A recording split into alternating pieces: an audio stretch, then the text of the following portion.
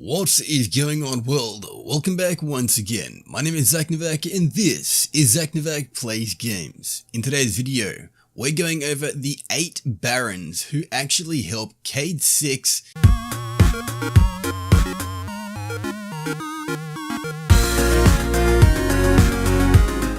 Alrighty, getting straight into the video.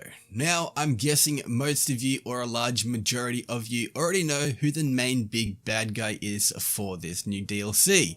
His name is Uldren Sov, the Prince of the Reef. He shoots Cade 6, he's dead. Cade 6 is done, 6 will not become 7. Now, Bungie has actually stated that this was one of the biggest changes that they kind of had to actually face when coming to going through different dialogue and different changes for the actual upcoming expansion. I myself am very unhappy and very upset because, of course, Cade 6 is an amazing character and the person, Nathan Fillion, who plays him is just a perfect part. I will actually state it is going to change up probably almost everything that we kind of do feel about Destiny, or the way we kind of actually follow the lore of Destiny. But again, this video is not going over that. It's actually going over the information we do have about all 8 of the Barons. Now, these Barons once were a hodgepodge group of lowly dregs that actually were cast out from the upstart House of Exile that, we hear so fondly about in the actual, bits of lore and different information we have. These Barons were once a hodgepodge group of lowly dregs cast out from the upstart House of Exile, forsaken and scorned by their own Elixni comrades, and with no one to depend on but each other. They didn't just survive, they thrived through ingenuity, ruthlessness, and teamwork. They raided their fallen brethren's encampments, stealing ether and growing even stronger. They pillaged and terrorized awoken outposts throughout the post-taken War Reef. Like the cowboys of Tombstone, they became the scourge of the reef, overpowering other gangs of fallen pirates and scavengers, and rendering the once flourishing homeland of the Awoken into a lawless frontier. Following the Red War, the notorious Cade 6 and a small elite posse of his most trusted guardians assisted Regent Commander Petra Venge in cleaning up the reef from the pirating of the scorned Barons. At a standoff as legendary as the gunfight at the OK Corral, the scorned Barons were defeated. Most were killed, but 7 of the original were captured and tossed into the deepest, darkest cells of the Prison of Elders. At the time, and with no corpse found, no one knew what became of the heretic warrior priest known as the Fanatic.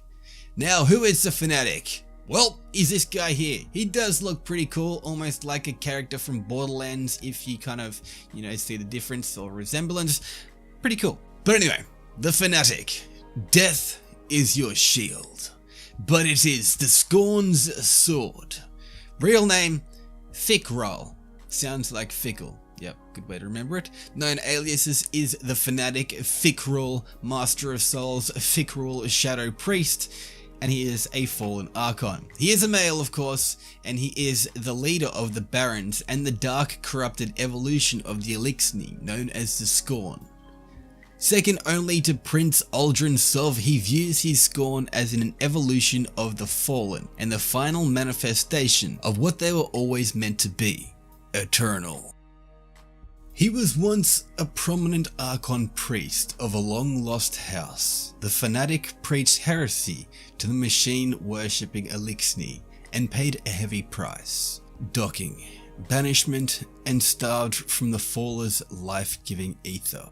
After falling in with the Barons to become their warrior priest, he continued his anti-Great Machine evangelization and installed in his brothers and sisters as the whirlwind should have allowed, in order for them to rise better and stronger and eternal. At the moment, he is wanted, with the fragmented reports revealed a nomadic, unofficiated Archon priest imbued with a power akin to that found in and around the European Dead Zone. Do not engage until the depth of this power is known. So, yeah, sounds pretty deadly and pretty crazy too. Anyway, moving on, next up we have the Mechanist. We're all thieves. Some of us are just better at it. real known Elik Chris. Very kind of cool to say. I do like that name. He's also known as the Mechanist, the Scourge of a Soulless Descent, and Elchris the Bandit. She is a fallen Baron, second in command to the Fanatic and his most ardent follower, expert in munitions, weapon crafting, and in charge of the siege on the Redacted. She is an insatiable thief and hoarder with a terrifying arsenal. As a bandit, she started her life with nothing. Since then, she's hoarded just about everything she's ever taken. Other than that, what she shared with her fellow barons, of course. Second in command to the Fanatic, she's a scourge of cis-Jovian and cis-Martian space, raiding ships and encampments and making off with any operational weaponry. She's wanted for being an ordnance master of the scorned barons. Elchris is the scourge to any ship that crosses beyond terrestrial space. Outstanding bounties remain for her role leading the barons in the siege of the Iran and the heist that took place in the aftermath of Soulless Descent. These enemies are actually pretty cool and they honestly have good backstories. Next up, moving on, we have the Mindbender. Real name, Hyrax. Cool. He's also known as the Mindbender Hyrax, the Brain Hyrax Ascendant. He is a fallen baron, a mad genius who has been changed by his research into the Hive, and their dark religion has somehow found a means of exercising control over Hive combatants. That part right there is freaking crazy, because this means if Fallen are able to actually, corrupt Hive, who's to say they can't actually corrupt the Awoken or us as Guardians? That in itself, that's crazy. As a starving, runty little dreg, the Mindbender fell into the moon's hellmouth. He's never spoken an intellectual word since, but his time in the Hive's domain changed him, gave him a lifelong obsession. After years of study, he found a way to carve a throne world of his own from the Ascendant realm. This is a Fallen with Hive godlike abilities. Bungie, this is cool. Little is known about the Baron dubbed Mindbender, but he has gained a reputation for unraveling the minds of his enemy. Latest reports reflect a dangerous obsession with the Hive. Mastermind the Great Crow heist trapped and brainwashed Prince Aldrin's crows, using them to feed misinformation and fuel tension between the Earth and the Reef. The Gaspra Slaughter. A system-wide manhunt for his capture led to a trap at Gasparo. 43 Awoken lost. The haunting of Nemesis Asteroid 128. Nemesis was a Reef outpost, until the Mindbender made it a site of his earliest experiments. Now the asteroid shifts between our dimension and the Ascendant realm. Never heard of the Mindbender? Surprise. That's just how he likes it.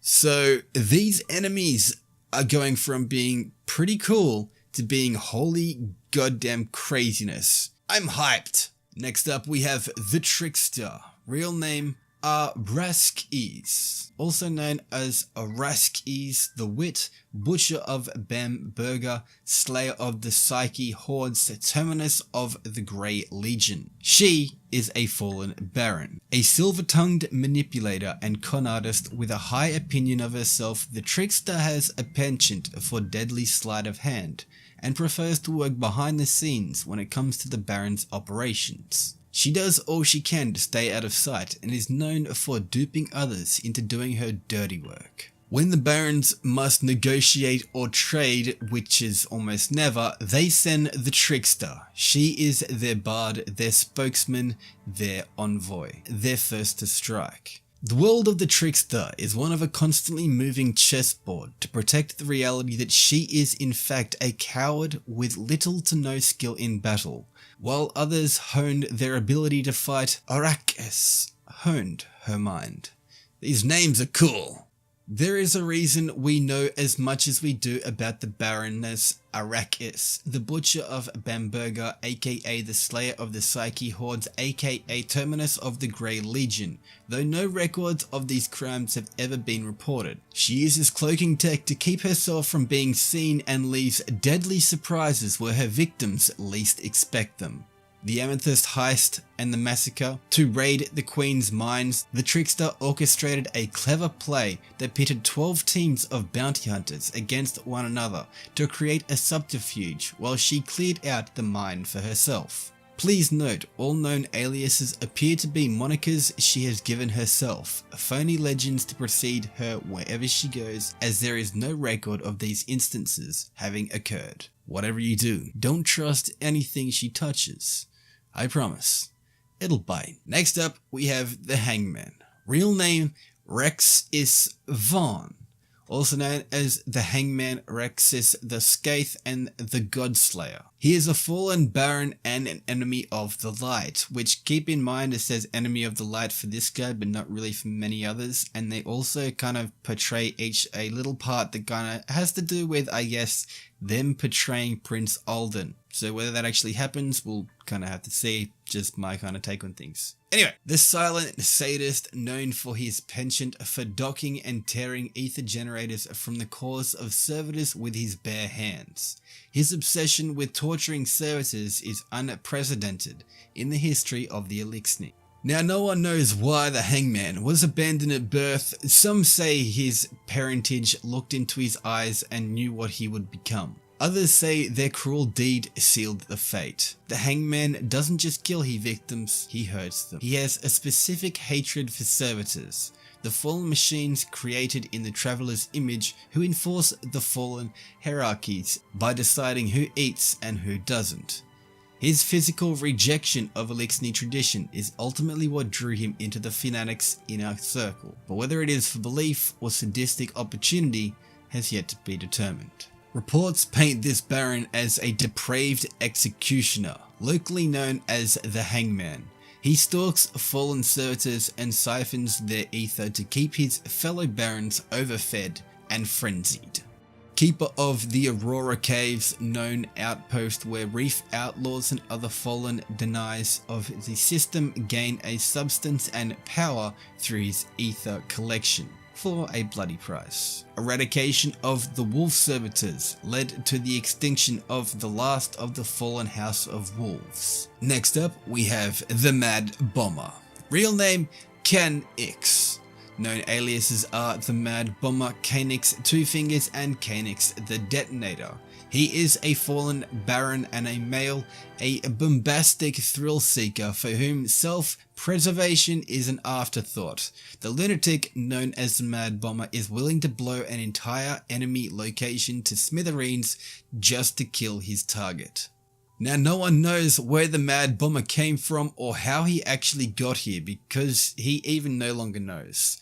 The Mad Bomber now lives simply day to day and bomb to bomb, constantly chasing the adrenaline high of the fiery explosion. A few too many near misses and concussive blasts warped whatever was left of his already addled mind. All reports of this Baron's activity show a high number of localized and massive explosions, believed to be the work of the one they call the Mad Bomber. Be aware of your surroundings at all times and prepare for disarmament protocols. Cedar of the Acerration Mines. Thousands of haphazardly strewn mines across the reef that take awoken lives daily. Destroyer of the Origin Libraries targeted the last known 3 sites vestiges of the reef awoken. Destroyer of the Origin Libraries targeted the last 3 known vestiges of the reefs awoken in an effort to assassinate any remaining royalty. Next up, we have the Rifleman. Real name, Pirha. He is a male fallen baron, an all-seeing sniper who watches his brother barons' backs. The Rifleman keeps his targets at a distance, plays real dirty, and never misses his shot. Brilliant, cold, and patient. More than one of the Rifleman's notches in a Guardian's ghost. Since the Barons first ganged up, no one has ever managed to get the drop on them. That's because the rifleman's keen and well-tuned cybernetic eye always watches their backs. When not haunting the shadows, he is said to hold down the hills of whatever territory he claims as his own, aided by a surveillance network no one could penetrate. Cross that threshold and you're good as dead. No matter where you hide, his bullet will find you, guardian or not. He's a sharpshooting assassin for hire, an original member of the Barons. Legend of his amassed riches have lured many of bounty hunters to challenge the rifleman, only to find a bullet between their eyes. With the rifleman, death can come at any second and from any direction. Shootout at Palace Falls confirmed death of the awoken paladins Telras Saw, Loris Pol and Hollis Esso. Ghost of the Hellrise Canyon held domain over the remnants of Ceres by luring interlopers into his field of fire through the use of salvaged holotech. And finally, we have the Rider. Now his real name is Jarvix, also known as Jarvix the Hoss in Jarvix the Untamed. She is a fallen baron and she does like to ride pikes. Anarchist biker and leader of her own gang of pike riders, this rider raises fields of polluted air. The rider raises fields and pollutes the air everywhere she and her gang run. She's a master mechanic who's taken the fallen heavy pike and made it better, much better. It shoots flames. The rider's fiercely loyal gang is gathered from the remnants of old houses, outlaws and lone wolf nomads. She gave them a pike and a purpose, and in exchange every member is prepared to ride or die for their fearless leader.